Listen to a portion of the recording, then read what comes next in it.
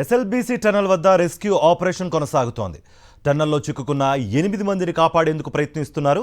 సహాయక చర్యల్లో NDRF, SDRF, Singareni బృందాలు పాల్గొన్నాయి. రాత్రి రెస్క్యూ టీం టన్నల్లోకి వెళ్లి వచ్చింది. ఘటన జరిగిన ప్రాంతం కంటే ముందే బురద, నీరు ఉండడంతో రెస్క్యూ టీంకు ఆటంకంగా మారింది. టన్నల్లోకి వెళ్లే ఆక్సిజన్ పైప్లైన్ ధ్వంసమైపోయింది. మంత్రులు ఉత్తమ్, జూపల్లి సహాయక చర్యలను పర్యవేక్షిస్తున్నారు. రాత్రి 10 గంటలకు టన్నల్లోకి వెళ్లామని ఎన్డీఆర్ఎఫ్ అధికారి సుకేందు చెప్పారు. టన్నల్లో 11 కిలోమీటర్ల వరకు లోకోమోటివ్లో వెళ్లామని, కన్వేయర్ బెల్ట్ మీద ఎక్కి ప్రమాద స్థలానికి నడిచి వెళ్లామని అన్నారు. టన్నల్ బోరింగ్ మెషిన్ వరకు వెళ్లామని ఎన్డీఆర్ఎఫ్ అధికారి సుకేందు తెలిపారు.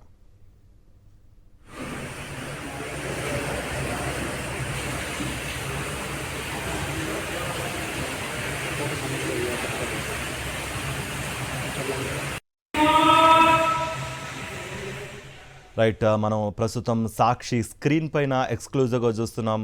ప్రస్తుతం ఎన్డీఆర్ఎఫ్, ఎస్డీఆర్ఎఫ్ అండ్ సింగరేణి బృందాలు టన్నల్లో ఆ రెస్క్యూ ఆపరేషన్కి సంబంధించి ఎక్కడైతే ఆ పూడుకుపోయిన ప్లేస్ ఏదైతే ఉందో దాన్ని కొంచెం రెక్టిఫై చేసే ప్రయత్నంలో భాగంగా ఎక్కడైతే ఆ ప్రదేశం ఉందో దాని నుంచి ఆక్సిజన్ పైప్ సరఫరాకు సంబంధించి కూడా కట్ అయిపోయిన నేపథ్యంలో వాళ్ళతో మాట్లాడి ఆక్సిజన్ పైపుని పునరుద్ధరించే పనిలో భాగంగా ఎన్డీఆర్ఎఫ్, ఎస్డీఆర్ఎఫ్ బృందాలు పనిలో ఉన్నట్టుగా కూడా మనకి ఆల్రెడీ ఇప్పుడు విజువల్స్ ద్వారా మనకు ఎక్స్క్లూజివ్గా కనిపిస్తున్నాయి.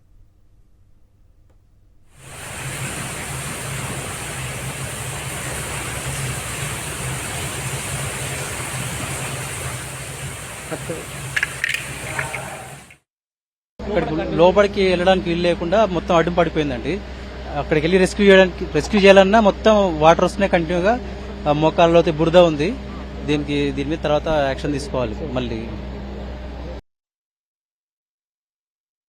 देखिए, विक्टिम्स का एग्जैक्ट लोकेशन अभी तक नहीं पता चला है. जैसे मैंने पहले ही बताया कि जहां तक जो टीबीएम है उसका जो किनारा है 13.5 किलोमीटर पे है और टनल उसके आगे 200 मीटर और मान लीजिए, तो ये 200 मीटर का एरिया रबल से भर गया है, मिट्टी से भरा हुआ है.